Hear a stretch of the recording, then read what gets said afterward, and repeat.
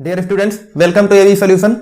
Syntax की series को आगे बढ़ाते हुए हम आज लेकर के आए हैं अपनी सीरीज का तीसरा वीडियो। पिछली दो वीडियो में हमने बात की थी स्टार्टिंग के 12 रूल, ठीक है। स्टार्टिंग के 12 रूल हमने डिस्कस कर लिए थे। आज नंबर है 13 रूल की। तो बिना कोई देर किए हुए हम वीडियो को स्टार्ट करते हैं, लेकिन उससे पहले जो लोग हमारे चैनल पर नए हैं वो हमारे चैनल को सब्सक्राइब कर दें। जिस किसी ने भी हमारी पिछली वीडियो नहीं देखी है, नीचे डिस्क्रिप्शन बॉक्स में उसका लिंक दिया गया है, दोनों वीडियो जाकर के देख लें, ठीक है। उसमें के जो भी रूल हैं, अगर उनको समझने में कोई प्रॉब्लम आती है तो नीचे कमेंट बॉक्स में कमेंट कीजिए, मैं उसका आंसर देने की कोशिश करूंगा। आइए शुरू करते हैं हमारी आज की वीडियो। देखिए रूल नंबर 3 क्या है। रूल नंबर 13 में क्या होता है, देखिए ये आर्टिकल का भी रूल है। यहां से देखिए आर्टिकल दो प्रकार के होते हैं, एक होता है डेफिनिट आर्टिकल और एक होता है इंडेफिनिट आर्टिकल। आज खास करके इस वीडियो में हम आर्टिकल की ही बात करेंगे। देखिए सबसे पहले यहां पे बात करते हैं, देखिए जो इंडेफिनिट आर्टिकल होते हैं वो होते हैं दो प्रकार के। कौन कौन से? ए और एन। ए और एन। तो अब बात आती है कि कहां पर हम ए का यूज करेंगे और कहां पे हम एन का यूज करेंगे, क्योंकि दोनों ही सिंगुलर नाउन के साथ में यूज किए जाते हैं। तो देखिए कुछ लोग ये बताते हैं, और जहां तक सही भी है थोड़ा बहुत, कि जो भी हमारे वॉवेल्स होते हैं और जो भी हमारे कॉन्सोनेंट्स होते हैं इंग्लिश लेटर के अकॉर्डिंग, उनको देख करके हम करते हैं। लेकिन ये रूल कहीं कहीं पर फॉलो नहीं होता है, ठीक है। जैसे कि अगर जो हमारे इंग्लिश के वॉवेल्स होते हैं, कितने होते हैं? 5 होते हैं, ए, ई, आई और यू। कौन कौन से? ए, ई, आई, ओ और यू, ये हमारे 5 वॉवेल्स होते हैं। अगर इनके अकॉर्डिंग हम एन का यूज करेंगे इनके पहले, तो देखिए बाकी सब तो ठीक है, लेकिन वहां पे क्या हो जाता है, कहीं कहीं पर मिस्टेक आने लगती हैं। देखिए जैसे यूनिवर्सिटी एग्जाम्पल के लिए बोल दिया जाए, तो यूनिवर्सिटी के पहले अगर हम वैसे बात करें तो क्या होगा? एन लगेगा, क्योंकि यूनिवर्सिटी की स्टार्टिंग किससे होती है? यू से। लेकिन यूनिवर्सिटी के पहले एन का यूज ना हो करके क्या बोला जाता है? आ यूनिवर्सिटी। तो इस तरीके के कुछ और भी वर्ड्स हैं जिनमें क्या होती है, हमको प्रॉब्लम आती है, तो हम इसके अकॉर्डिंग नहीं करेंगे। हमको करना किसके अकॉर्डिंग है? देखिए हम हिंदी के अकॉर्डिंग करेंगे। हिंदी के जो स्वर और हिंदी के जो व्यंजन होते हैं उनके अकॉर्डिंग करेंगे। कोई भी वर्ड इससे अलग नहीं होगा। देखिए हिंदी का जो भी स्वर होता है और जो भी व्यंजन होता है उसको देख करके अगर हम करते हैं तो कोई भी हमको प्रॉब्लम नहीं आती है। देखिए जो भी इंग्लिश का वर्ड लिखा हो उसको आप हिंदी में प्रोनाउंसिएट करिए। अगर प्रोनाउंसिएट करने में पहला वाला जो अक्षर होता है वो हिंदी भाषा का स्वर हो तो वहां पर क्या लगाते हैं? एन का यूज करते हैं। हिंदी भाषा का, हिंदी का स्वर हो तो एन का यूज करते हैं, और हिंदी का अगर व्यंजन हो तो ए का यूज करते हैं। एग्जाम्पल देख लीजिए, जैसे बोल दिया जाए honest,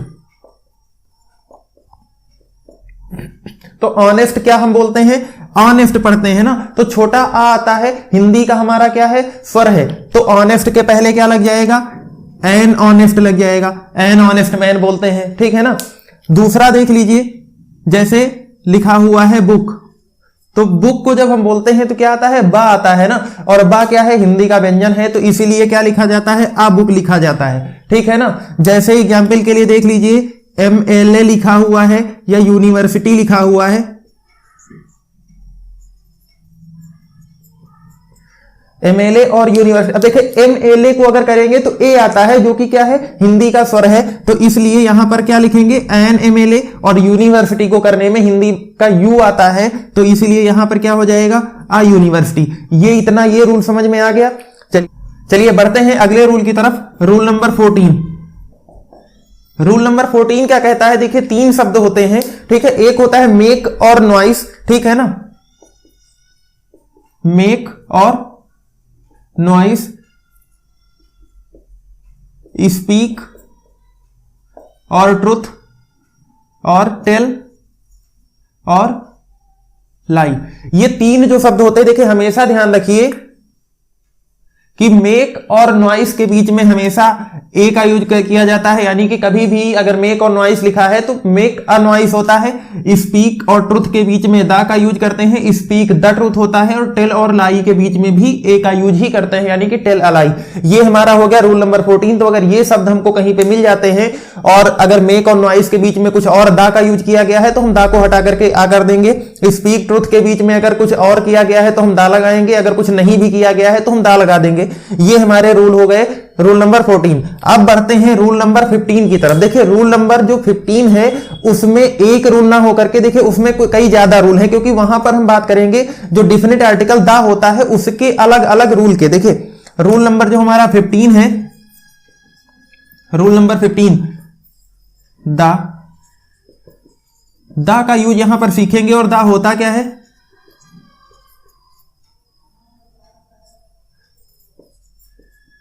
definite article. Definite article का मतलब, डिफिनिट का मतलब क्या होता है? निश्चित चीज, जिसके बारे में हमें ऑलरेडी पता हो।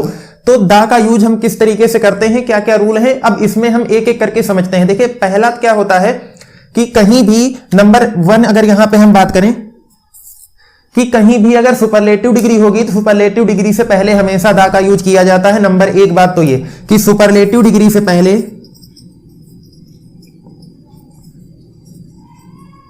सुपरलेटिव डिग्री के पहले दा का यूज होता है।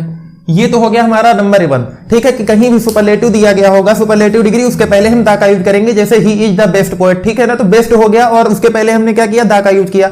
अब दूसरी चीज आती है कि एडजेक्टिव जो वर्ड होता है, कभी कभी क्या होता है एडजेक्टिव को प्लूरल बनाने के लिए जो पॉजिटिव डिग्री होती है उसके पहले भी हम दा का यूज करते हैं। यानी कि जो सेकंड नंबर हो गया, प्लूरल बनाने के लिए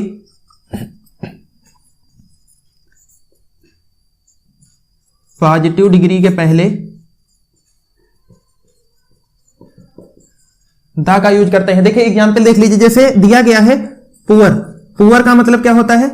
गरीब व्यक्ति, ठीक है ना, पुअर का मतलब गरीब व्यक्ति होता है। अगर यहीं पे हम यूज कर दें द पुअर, तो द पुअर का मतलब क्या हो गया? बहुत से गरीब व्यक्ति, ठीक है ना।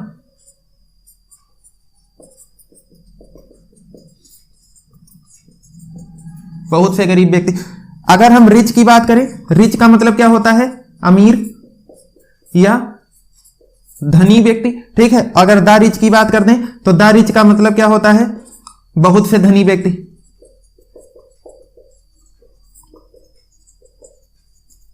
ये समझ में आ गया इतना। चलिए अगला रूल क्या है? रूल नंबर जो 3 है इसका, ठीक है, कि दा का यूज। देखिए कंपैरेटिव डिग्री के पहले वैसे तो दा का यूज नहीं होता है, लेकिन जब किन्हीं दो चीजों में चयन किया जाता है, दो चीजों में किसी एक को आपको सिलेक्ट करना होता है, तब वहां भी हम कंपैरेटिव डिग्री के पहले दा का यूज करते हैं। जैसे एग्जांपल देख लीजिए,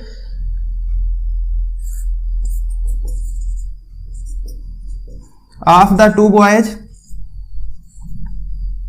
राम इज द बेस्ट, ठीक है ना। दो चीजों में जब चयन किया जाता है तब भी वहां पर हम सुपरलेटिव डिग्री का यूज करते हैं और उसके पहले, ठीक है, राम इज द बेटर, ठीक है ना। इन दो में भी राम क्या है? बेटर है। लेकिन अब वहां पे देखिए हमने किसका यूज किया? ठीक है, द का यूज किया। देखिए कंपैरेटिव डिग्री के पहले।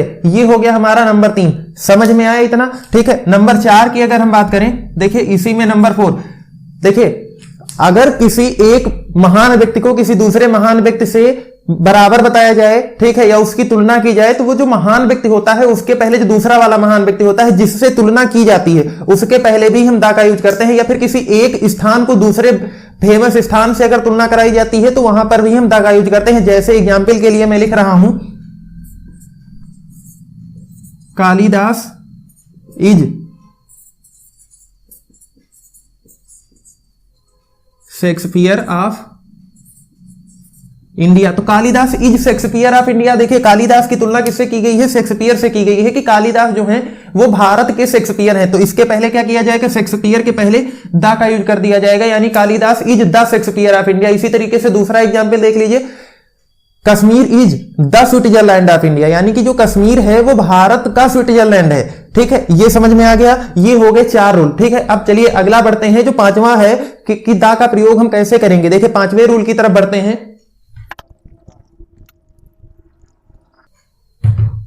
देखिए इसी का 5वां रूल क्या कहता है, देखिए जो चीजें संसार में अकेली होती हैं, ठीक है, संसार में जो चीजें अकेली होती हैं, चाहे वो नेचुरल हो, चाहे वो प्राकृतिक हो, या फिर मैन मेड यानी कि मानव निर्मित हो, ठीक है, उनके पहले भी हम दा का यूज करते हैं। चाहे वो प्राकृतिक हो तब भी हम उनके पहले दा का यूज करेंगे, चाहे वो मानव निर्मित हो तब भी उनके पहले हम दा का यूज करेंगे। जैसे एग्जाम्पल देखिए, गंगा एक ही है तो इसके पहले हम केवल गंगा नहीं लिखते हैं, हम क्या लिखते हैं, दा गंगा लिखते हैं। इसी तरीके से सन एक ही है ना, प्राकृतिक है, नेचुरल है, क्या लिखते हैं, दा सन। आगे देखिए, दा ताजमहल का यूज करते हैं, ना कि ताजमहल का। इसी तरह दा रेड फोर्ट, दा कुतुब मीनार, ठीक है, क्योंकि ये सब चीजें क्या है, संसार में एक ही हैं और संसार में फेमस भी हैं। ऐसी चीज भी होनी चाहिए जो संसार में फेमस भी हो, उनके पहले हम किसका यूज करते हैं, दा का यूज करते हैं। समझ में आ गई इतनी बात। चलिए, अगर इतने रूल समझ में आए हों तो वीडियो को लाइक कर दीजिए, एक लाइक तो इतने अच्छे रूल के लिए बनती है। बढ़ते हैं अपने अगले रूल की तरफ। चलिए बढ़ते हैं इसी के अगले रूल की तरफ। 5 हो गए थे ना, 6 नंबर क्या होता है, देखिए अगर कोई 2 सेंटेंस हमारे किसी क्वेश्चन वर्ड से जुड़े हुए हैं तो उस क्वेश्चन वर्ड के जस्ट पहले जो नाउन आता है उस नाउन को भी हम क्या करते हैं, उसके पहले दा का यूज करके लिखते हैं। जैसे एग्जाम्पल देखिए,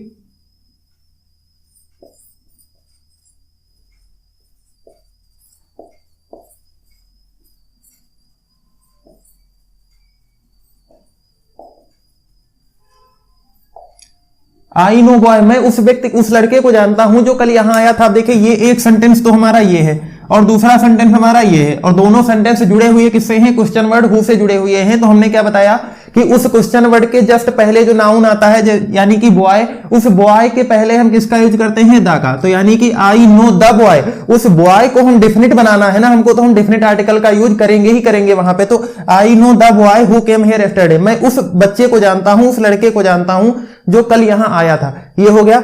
उसके बाद में चलिए अगला है, इसमें दिया गया है 7 number.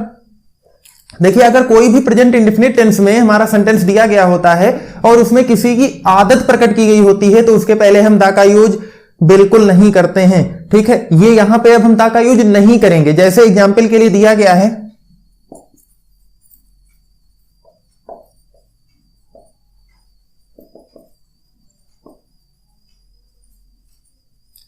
The dog bark at the stranger, यानी कि कुत्ते अजनबियों पर भौंकते हैं। अब ये कुत्तों की आदत है कि वो अजनबियों पर भौंकेंगे ही भौंकेंगे। तो हम यहां पे क्या करेंगे, डॉग के पहले से दा को क्या कर देंगे, हटा देंगे, यानी कि दा यहां पे नहीं लगेगा।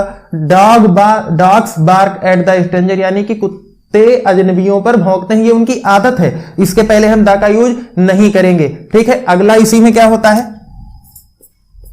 8 नंबर। देखिए मटेरियल नाउन या एब्स्ट्रैक्ट नाउन के पहले सिंपली तो हम दा का यूज नहीं करते हैं, लेकिन अगर किसी विशेष चीज को दिखाना होता है तब वहां पर हम क्या करते हैं, दा का यूज कर देते हैं, ठीक है। कहां पर, मटेरियल नाउन और एब्स्ट्रैक्ट नाउन। जैसे एग्जांपल के लिए देखिए दिया गया है, गोल्ड इज अ